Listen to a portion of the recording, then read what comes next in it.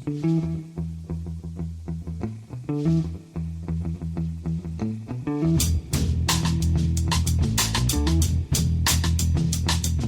and welcome to The Price of Football, the show that looks at the money behind the beautiful game with me, Kevin Day, and Liverpool University's Kieran Maguire. And I believe, Kieran, you are in Liverpool as we speak. I am indeed, yes. Term has restarted, so I've got a class that I'm really looking forward to, as always. I'm just as irritatingly cheerful in class as I am on the podcast. It really pisses off students for a 9 o'clock lecture. Yeah, I bet students love that, really. The fact that they've dragged themselves out of bed and sirs laughing and joking and quoting Buzzcocks lyrics just to keep them happy, a band they've never heard of and their dads don't like. It's 9 o'clock is early to be irritatingly cheerful. It's 1:15 now, and it's in the afternoon as well. It's amazing I'm up before everybody listening says the same thing. You had an interesting day in that there London yesterday, though, Kieran, didn't you? Because you appeared in somewhere you're reluctant to name as the House of Commons. I was in the Westminster vicinity and was invited to give oral evidence to the DCMS committee with regards to non-fungible tokens and fan tokens in the world of football. And I was there with Joey Durso, who's one of the investigative guys from The Athletic. And you know how you say that, God blimey, policemen are looking younger and younger these days. Well, investigative journalists are looking younger and younger these days as well. And Joey was very professional and turned up in a suit, and I turned up in a T-shirt. Well, yeah, Kieran, I'm glad you mentioned that, because I was going to have words, basically. Before that, I have to say, irritatingly cheerful you may be, but only you can make the words "give oral evidence" sound both sinister and euphemistic. You can't just say, I was talking to these people. Was Tracy there? I'm guessing not, judging by the way you were dressed. No, it was Julian Knight, who's the head of DCMS. He was chairing the meeting. So I did get to hear those words, order, at the start, and he bangs a gavel, and it was sort of very, very, as you would imagine it to be, sort of very precise. It was good fun. I think it was 4 MPs that were grilling us with questions. I don't think they're a huge fan of NFTs and fan tokens, although there were 2 organisations from the industry itself who were asked to attend, but for reasons known to themselves, I can only assume, they decided to pull out. Yeah, this is where the difference between you and I, Kieran, because they know I'm so immature that as soon as I heard him go, order, I'd be obliged for comedy reasons to go, I'll have 2 pints of lager, mate. Thank you very much. Joey Durso is a great journalist. And there he was, Kieran, as you say, suitably dressed for the occasion. I have to say the last time I was in the House of Commons was having lunch with Ken Livingstone, which just goes to show how long ago it is since both Ken Livingstone and I were politically relevant. But I was asked to wear a suit, Kieran, and there you were in what looked like a Fred Perry and some jeans, and dressed, as somebody on Twitter said, like you were heading to Glastonbury to sell pills to kids. Is there not a dress code? Do you not, when you get invited to these? Are you going to dress like that at the coronation, Kieran? Well, I'm a fan of British culture, and you can't get more British culture than Fred Perry, and in proper boy style. I had my top button done up as well. Yeah, you did. We're there to represent the terraces, as far as I'm concerned, and that's how I dress on the terraces. Kieran, you're there to represent possibly the country's biggest football sport finance podcast. Basically, that's what you're there to represent. Interesting. I did watch a bit of it, not deliberately. I just got sent. So many of our listeners have managed to find the time to watch it, which is incredible. Interesting. Joey Durso talked about Turkey being a huge market for NFTs, because my understanding is that certainly at Palace, my club, and at some of the other Premier League clubs, it's in Turkey that a lot of the NFTs are being bought and sold, even though they are for English Premier League clubs. Yes, and the reason for that is that Turkey is suffering from rampant inflation. If we think it's bad here at 10%, it's far higher in Turkey. So therefore, the lira is no longer a currency of stable value. And as anybody that's ever experienced hyperinflation will know, what you do is you're looking for a third party. Now, many people would have converted into dollars. I remember when I was in Peru in 1989, and there was a military coup. Whilst I was there, prices went up by 4,000% in a day. So, Wow. From a domestic point of view, it was a nightmare. I had all of my money in dollars and therefore was unaffected. But what we are seeing in Turkey is some people, and this includes a huge speculative element, they're saying, well, we think that there is value in digital products. And what you see when a new product is launched is that quite often there will be a relatively few number of investors stroke speculators who will pile into the product itself, trying to create a bit of hype, trying to drive up the price, and then sell and leave somebody else holding the baby. And the reason why this is more likely to happen in an economic environment such as Turkey is that if you've got no faith in your own currency, then you're more inclined to take a punt on an alternative. Personally, I would stick to the dollar or the Swiss franc, but I can equally understand people who want to make money, because you're not going to make money by putting anything into the dollar. You get stability. If you want to try to make money, then something which is being hyped is an alternative. But as we've seen, the level of transactions in the Palace fan token has significantly fallen since that initial interest, mainly being driven by Turkey, and also the price has fallen as well. And this isn't anti-Palace, because if you take a look at the price of nearly all tokens since they've launched, they have headed in a southerly direction. Yeah, I have to say I was never more proud of Palace fans yesterday and their ability to illustrate how football fans everywhere will seize a conspiracy theory out of anything. One of the other lads mentioned the Turkey socios thing and people buying Palace NFTs in Turkey, and immediately said that confirmed what he'd heard from a bloke who works with Joe Ward's cousin at a minicab company, that Wilf Zaha was going to Galatasaray. So what other reason could there be for people in Turkey to be buying NFTs at Palace other than Wilf is definitely going to Galatasaray, as confirmed by Joel Ward's cousin in the minicab office? Anyway, Kieran, it's news day. We don't have that many news stories today, but unfortunately they do include the usual suspects. But first of all, the biggest one is latest on Manchester United, who we should have mentioned last week, Kieran, have gone to a third round of bids when they said initially that there would only be one. Yes. This is the Rain Group, who are the advisors to the Glazer family, not getting the level of interest that they'd hoped for. I think we're aware that in respect of Chelsea, first of all, I believe there were about 100 significant bidders, and then the final price was far in excess of expectations. And that, to a certain extent, set the hares running in relation to what we've seen in respect of the reaction from both Manchester United and the Glazer family and Liverpool and FSG. FSG seem to be sort of backtracking now.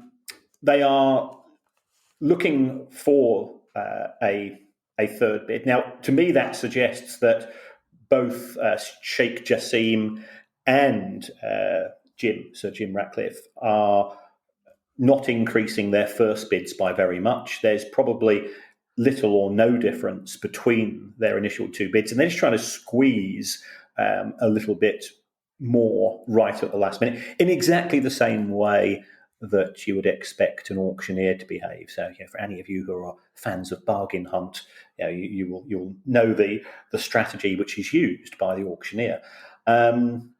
And now I think the Glazers are sitting back and saying, well, we thought we were going to get 6 billion, in which case we would be willing to walk away.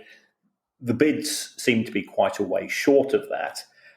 And we have a bit of familial conflict. So familial conflict is very, very common. You've only got to look at the Gallagher brothers in Oasis. You've only got to look at Succession or Dallas, for those of you of an older nature, to know that it's always good copy. But what appears to be the case is that two of the Glazer children, we keep referring to them as children, they're in their 50s and 60s, I don't know what to call them children, but two of the Glazers, Joel and Avram, want to stay in control of the club. And I crunched some numbers this morning, and if the other four Glazers do sell their shares and they convert from B shares to A shares. Now, the issue with Manchester United is that although the Glazers only own around about 68% of the shares, they've got 95% of the votes. And the reason for that is that Manchester United has two types of share. The A shares, which are traded on the New York Stock Exchange, it's one share equals one vote. And the B shares, which are owned exclusively by the Glazers, it's one share equals 10 votes. If four of the Glazers sell their shares, they convert into A shares. So you could end up with the rather crazy situation in which the two remaining Glazers, Avram and Joel, own 24% of the shares, but still have 75% of the votes. And people are saying, well, who would buy shares under those circumstances? Well, the answer is lots of people in America, because that's the way that the American markets seem to work. And if you take a look at the big tech companies, the likes of Facebook and so on, Mark Zuckerberg and others have encouraged that type of market where they only own a small proportion of the business, but still have sort of day-to-day control. And they are deemed to be sort of the brains behind the business. I'm not sure that the Glazer family are seen as being masterminds, though. So we then come into the financial investment giant group called Carlyle. And the stories which are coming out, and lots of people are leaking stories, and Manchester United is always good copy when you talk to journalists. So there's lots of communication between the journalists and some of these parties are quite happy to leak stories. This group, Carlyle, very, very wealthy fund.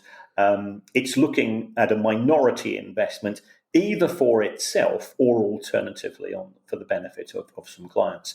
And this would allow potentially four of the Glazers to sell out, Joel and Avram to maintain control, and no money comes to the club. And people have raised this on social media today. The elephant in the room at Old Trafford is Old Trafford itself. We've said before, the toilets are absolutely disgusting. The catering is 1970s standard. The seats are tiny. Yes, it's an iconic and famous stadium, but its facilities are way behind the curve. And Old Trafford will not be used should England and the home nations and the Republic of Ireland be successful in hosting Euro 2028. Now, the FA are saying, well, the reason for that is that Manchester United might be having some redevelopment there, but we've just seen Manchester City announce redevelopment at the Etihad, and yet the Etihad is part of the long list of stadiums to be used. So that's where we are with that part of the United bid. And what's happened to our old friend, the crowdfunding attempt from the guy in Finland? Yes. Well, it was... it's the old saying, isn't it? It's better to burn out than fade away. And... he did that very quickly. So this is Thomas Ziliakos, who appeared to come from nowhere after the deadlines had been made. And I think we were quite jaundiced, cynical about the fact that why is he announcing his interest in buying Manchester United effectively via social media and a press release, and nothing seems to have gone through the correct channels. So there was a degree of scepticism there. And he appeared after the first bids, and he came up with his great idea of crowdfunding in order to provide the means to buy the shares off the Glazer family. But how this crowdfunding was going to take place, it was long on hype and short on detail. As far as his concerns were.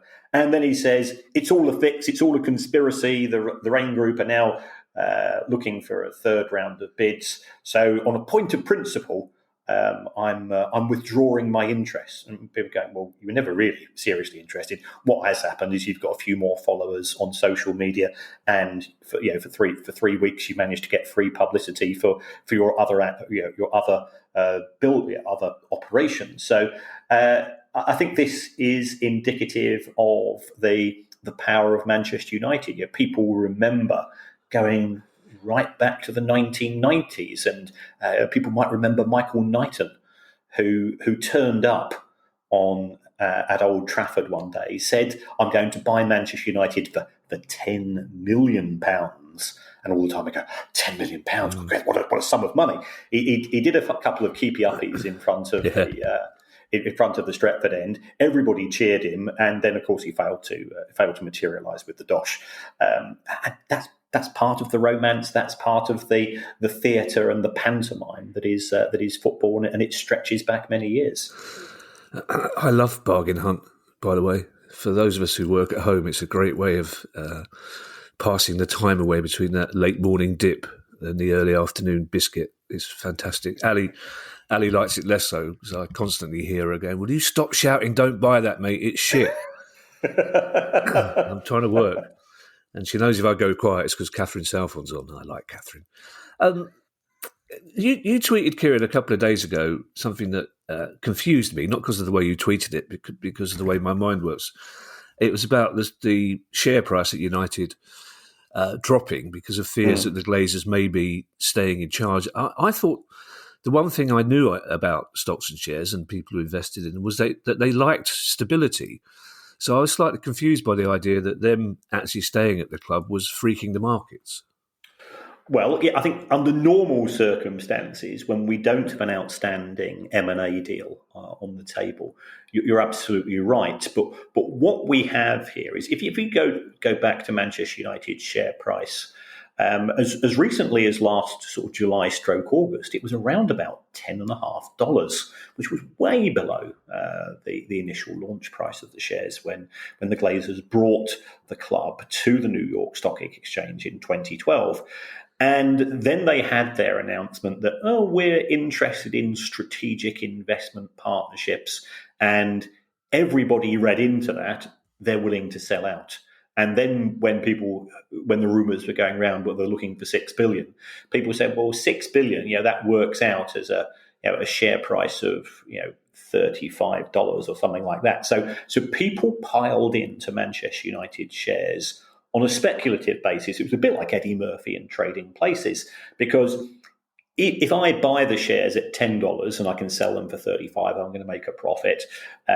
Even if I buy at 15 or 20 and 25, I can still potentially make a profit. And this is all upon the supposition that there will be a significant sale of Manchester United, and that somebody, be it Jim Ratcliffe, be it Sheikh Jassim, will come in and they'll say, right, we're prepared to pay $32, $35.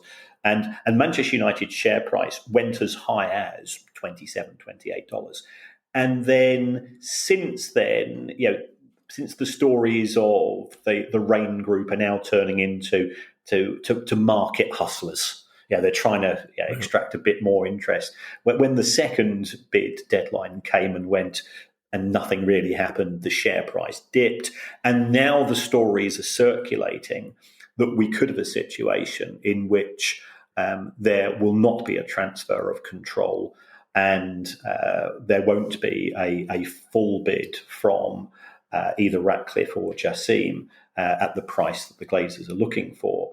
Then you've got to say, well, what's propping up Manchester United's share price? Because it's not the profitability. If you take a look at Manchester United's financial performance since it was acquired by the Glazer family in 2005, overall the club has lost money. mainly because of the huge amounts that it's given to the banks in the form of interest, especially in the early years of the acquisition. So there's nothing fundamental propping up that share price. So it's now dipped below $20 because some of the people who had bought the shares on speculation, or rather than on the fundamentals of the value of the business, are thinking, I'd better get out, because if this deal doesn't go through, we could be back at $10 in 6 months. And under those circumstances, you'd end up, I bought at 18, I bought at 20 in the hope it was going into 30 odds. And now they're getting out before everybody else gets out. Excuse me, you mentioned Chelsea, Kieran. This is not a news story, but now you've mentioned it, I'd like to bring this up. I was watching BT Sports coverage of the Chelsea-Madrid game the other night, and I felt a little bit like a proud father hearing Rio Ferdinand use the word amortisation.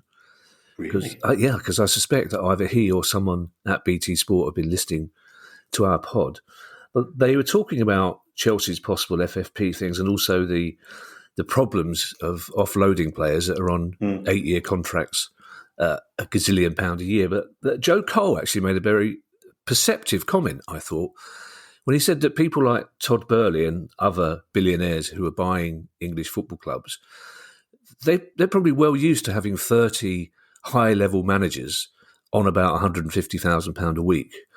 But that 30 high-level managers are not all competing for 18 jobs a week. He said basically what Chelsea have done is they've built themselves a squad of 30 millionaires for 15 places on a match, or 20 places on a match day basis. So, of course, 10 of them are going to be unhappy. I thought that's quite an interesting comment.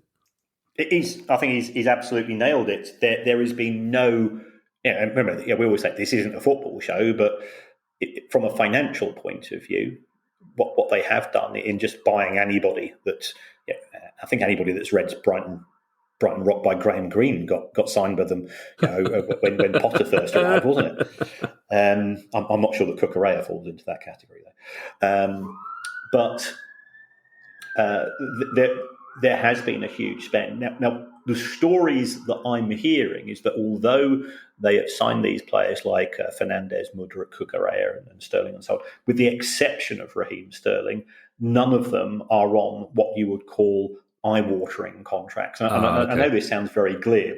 I think Raheem Sterling will be one of the top 5 highest-paid players in the country. But the rest, because they've come from the likes of Benfica and Brighton and so on, they're quite happy. They're quite happy to slum it on 100, 110 grand a week, because it's still 2 or 3 times potentially what they might have been on at their previous clubs. And if you lock them in for 8 or 9 years, that's actually can be beneficial to the club, provided the players turn out to be good. Now, if they don't, then you still have a financial headache. So I think Chelsea and Todd Boehly thought they were being smart, but it's not come to fruition. I've not got any sympathy for him whatsoever, and you know the reasons why, and the reasons why I can't say that on air. I wish we could share that, Kieran, but I can feel Guy's buttocks twitching from here. I know we're not a football pod, Kieran, but it does seem odd to me. You've got all that talent, and yet you still leave the 2 best attacking players you've got, Raheem Sterling and Mason Mount, on your bench at the start of a game in which you've got to score 2 goals. Peterborough United, Kieran, are a club that rarely touch our radar, but when they do, it's always quite drastic. Yes, Peterborough United are going from green to amber in terms of my traffic light of clubs collection at present, I've got to be honest.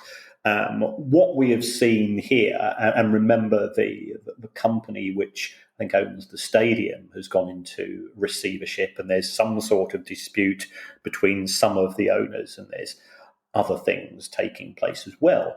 But what we have now seen, and again, I think you've got to give credit to the people at the EFL who have really upped their game in terms of monitoring clubs and doing the dull stuff, but stuff which can be important, is that they've given Peterborough United a suspended 3 points penalty. I think it's to the end of this year. They've been fined £50,000, but also David Payton. The reason for this points deduction is to do what we refer to as relevant persons. A relevant person is somebody who has control or influence over a football club, and this is the chief executive. And we don't know the exact details, but he was a relevant person in the sense of the nature of his job, and this hadn't been declared to the EFL regulatory bodies, and he's been given a 2-year ban on the back of this. If you take a look at the comments on the website, effectively, Peterborough United have said, "Yep, fair cop. We didn't intend to do this, but we accept that we are in breach of the rules, and it doesn't look as if they're going to try to appeal." But it does make you slightly uncomfortable that following what we've seen happen with regards to the stadium issues, there does appear to be some sort of conflict at senior level, given that I think the ground is owned by one of the investors and the football club's owned by some more of the investors, that things are a bit uneasy at London Road. And all I can say is it's one of those grounds which I love attending as an away fan, because you've got a long terrace area for the away end, and I've had some spectacular moments there. Yeah, you've also got the perfect length train journey as well, because if you're coming from London, because you've got time for a couple of beers, but not time enough to get too drunk so you don't remember the game. Newcastle, I'm talking to you.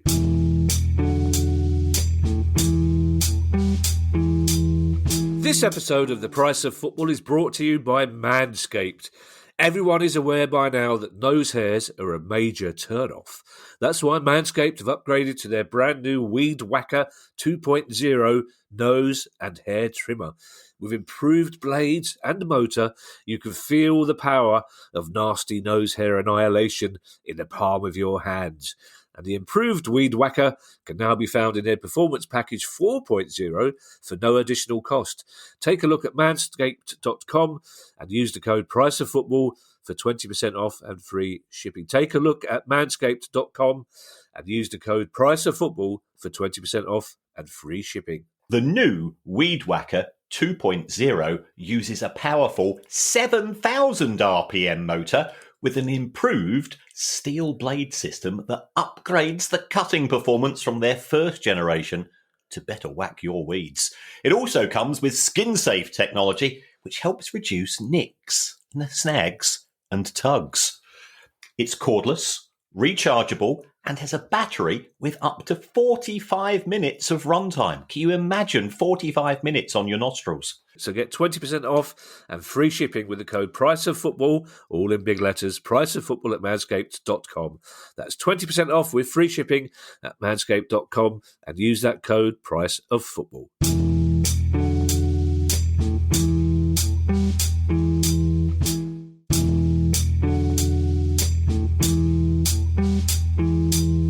Two stories coming out of Birmingham, Kieran, Birmingham City, one involving possible new owners and one involving some possible old owners.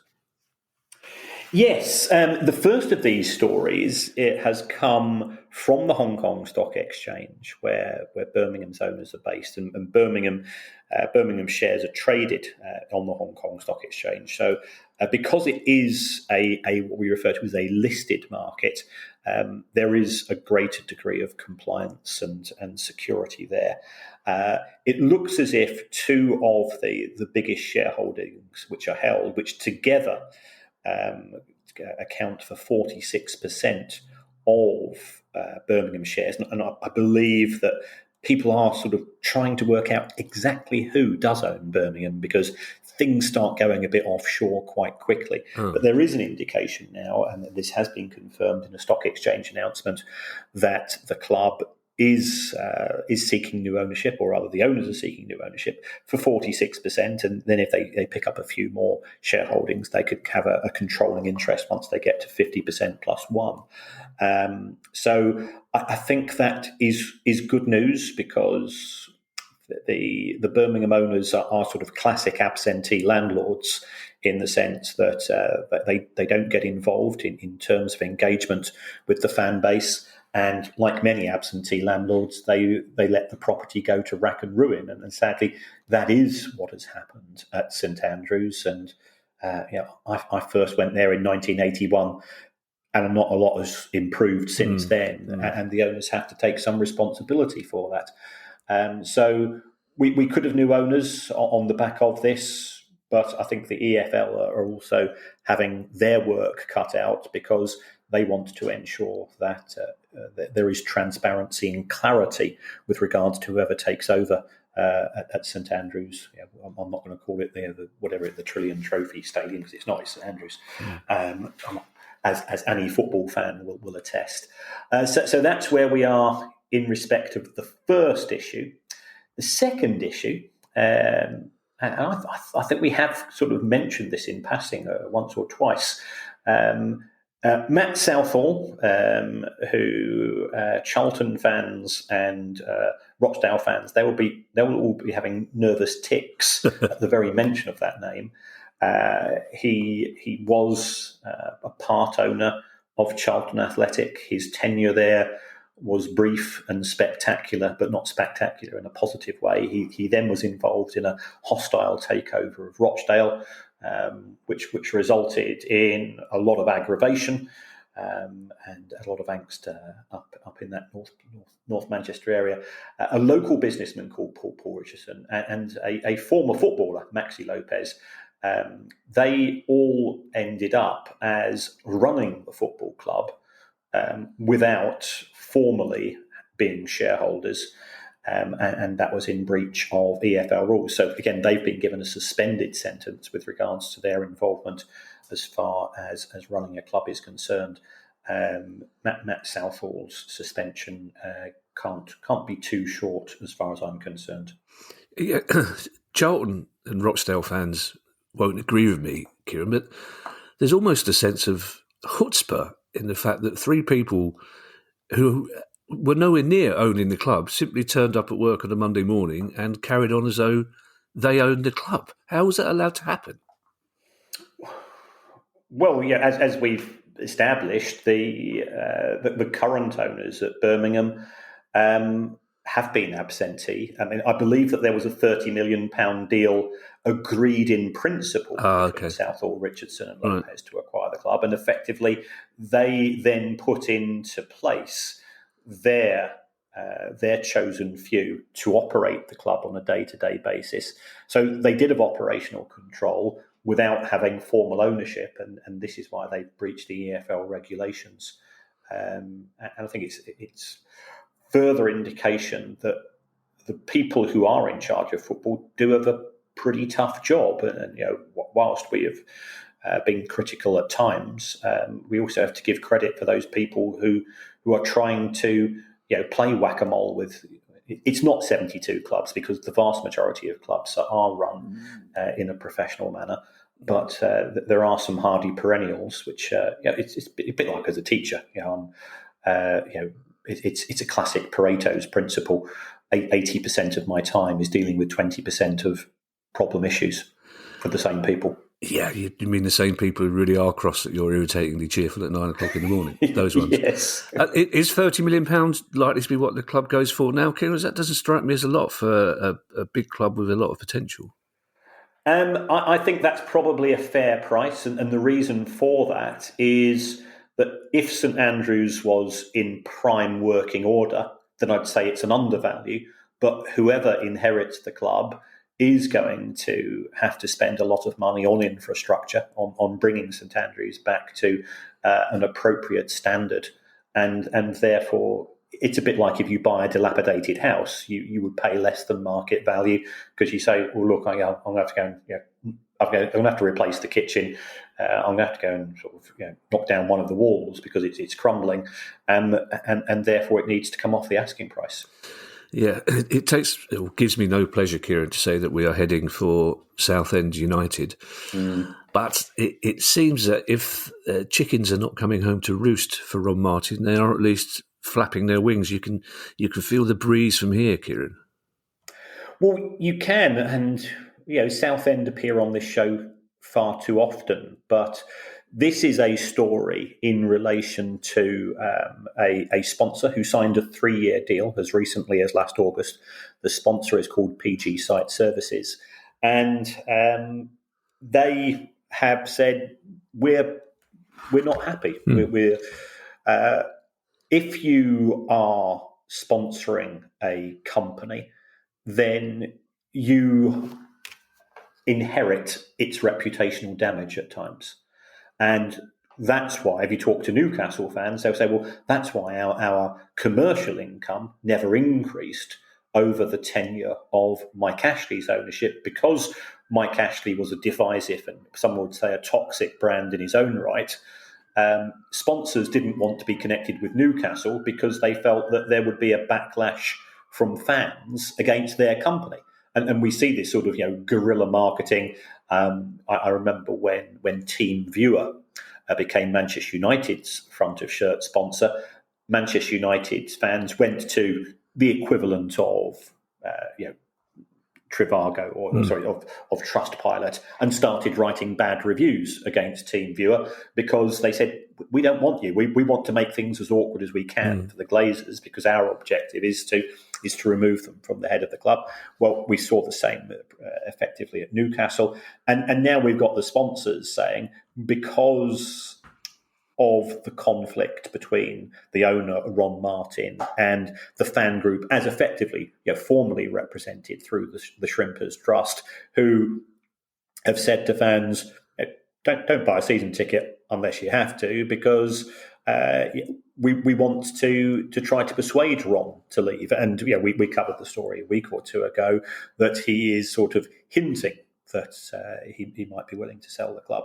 So the PG Site Services have said, we don't want that reputational damage. We're looking for an exit route. It does not reflect well on Ron Martin's tenure of ownership. From Southend to Southampton, Kieran, which is not the most elegant link I've ever done, but why make things complicated when you've got an open goal and a tap-in in front of you? And we talked about the owner just a week or two ago and the impact on his finances in Serbia, but he's put his hand in his pocket.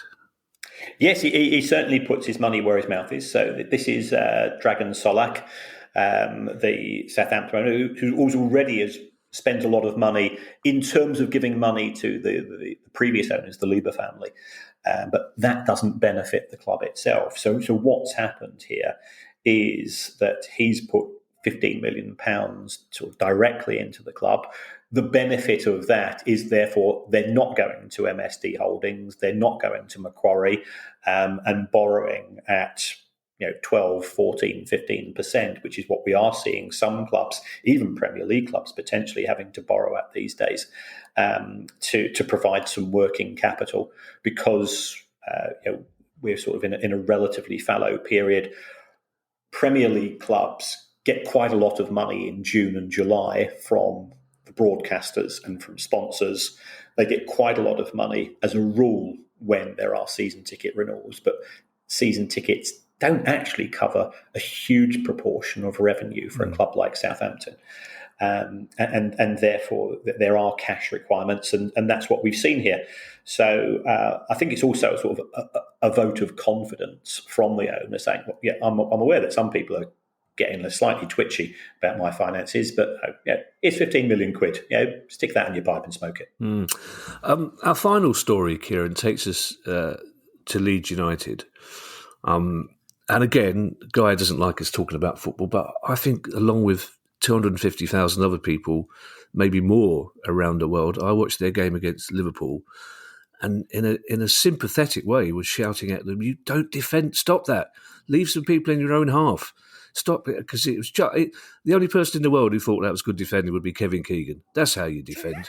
Put everyone in their half. Don't worry about them having really speedy forwards that will just walk out. But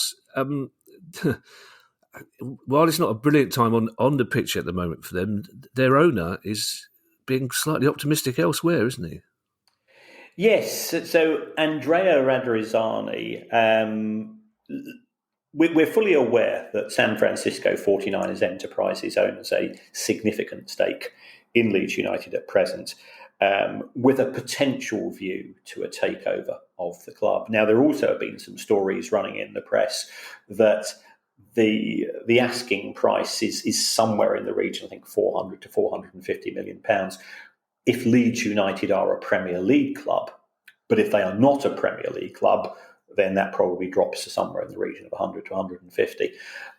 But it looks as if Andrea Radrizzani has come to the end of his involvement as a significant investor, i.e. putting physical cash into the club. And he hasn't historically been a person that has wanted to put money in. He's used the fact that Leeds have got they've got a big fan base. They sell huge amounts of merchandise. They're very popular with broadcasters. They're very popular with commercial partners. But the story that's doing the rounds is that should he sell, he's not going to pull out of football altogether, and he is what you might call a serial entrepreneur. He's made money in the broadcasting industry and other industries historically himself. But he's looking to acquire Inter Milan, which is another club with, again, you would say it's very similar to Leeds in the sense, huge fan base, iconic club, good history, and so on. Italian football, I would say, and appreciate he's far more familiar with the market than I am, given his historical links to the country. Italian football, challenging is the politest way I can describe it. One of my relatives used to run a bank, a very senior bank in Milan, and the stories he used to tell me with regards to business practices, they'd even make Uncle Terry blush. Oh, really? I was about to wonder. I didn't know Uncle Terry could speak Italian, but obviously, if you you've taken me aback. This, like the thought of Uncle Terry blushing. Inter Milan, you say that about Italian football, Kieran, but it's quite likely that there will be an Italian team in the Champions League final, by the look of it, one of the Milan teams. So if Inter were to get to the Champions League final and who knows, win the trophy, would that make them a much more expensive club to buy? I don't think so, because ultimately it's a short-term issue in the sense that, yes, they'll automatically qualify for next year. I think they're going to qualify for next year anyway. Yeah. But they are a club who are. The important thing is to appear in the Champions League on a regular basis, and that for a club like Inter, that is, I think, an expectation as far as the fans are concerned. So I don't see that as being a huge issue, but it does mean that they will get extra prize money. They do qualify for the Super Cup, and I think in addition, this will give them qualification for FIFA's expanded World Club Championship. Mm-hmm. So, there are lots of potential positives to come from this, which will certainly tick up the price, but it won't necessarily put it out of contention as far as Mr. Radrizzani is concerned. But in terms of him just making money, Kieran, rather than being involved in the Champions League or the Super League and the kudos that comes with that, as you say, billionaires do like to show off to each other. In terms of him making money, if Leeds stay up, which they probably will do, he's going to make more money out of being the owner of Leeds United, isn't he, than he's out of being the owner of Inter Milan. Well, Inter Milan's got that entry route into Europe, which Leeds don't have, certainly at present. And he will have bought Leeds for 100 and potentially sell it for 400, 450. So from his perspective, it's a good deal. Thank you to everyone who's donated to the pod via our Patreon page. If you'd like to make a small monthly contribution to the pod, go to patreon.com/priceoffootball. Who knows, we might even buy Kieran a jacket out of the money we make from the Patreons, so he doesn't disgrace us all next time he's sitting in front of Parliament. If you have a question you'd like answered on the show, email us at questions@priceoffootball.com. In the meantime, I shall hand you over to Mr. Kieran Maguire for his customary farewell. Well, thank you as always to everybody, and for the sartorial advice that I've been given by many of our viewers. I was quite touched by the fact that they expected me to maintain standards, and anybody that's ever seen me wandering the streets without the Baroness, I would look like a tramp, and she does her very best. Including when I go away for a few days, having to put Post-it notes on my clothes because I'm so colourblind that I can't match anything up. And I did escape the house yesterday because I'd set off earlier without her knowing. But there's various ways in which you can support the show, and very thank you to our friends at Patreon who are supporting us that way. Another way is to give us a review. It's to go on to the app from which you download the show and to write whatever you think is appropriate. Apparently, it doesn't matter what you write as far as the algorithms are concerned. So you could even say you would rather have the show hosted by Mo Molam and Mo Johnston. And I think that would be an intriguing clash of cultures and minds, and I certainly would listen myself. Yeah, I mean, there are some practical difficulties in making that happen, Kieran, but it would be an interesting one. I apologise, Kieran, for laughing at your colour blindness. That's insensitive of me, but just the notion of the Baroness putting little Post-it notes saying, "Don't wear this with this." Yes. I mean, you didn't even wear the price of football shirt, Kieran. I think that's what disappointed us, Kieran. You did. It's not. You just wore. You gave Fred Perry some publicity. I love Fred. I know you love Fred. I've got. We all love Fred. He's, until Andrew Murray came along, he was our go-to tennis player, wasn't it? I mean, it wasn't Buster Botram, was it? It was Fred Perry. That's how bad, essentially. But you could have imagined the kudos you would have got if as that guy went order. His next words were, "I like that shirt, mate. Where can I get one of them?" But no. Bye, everybody. Bye. The price of football.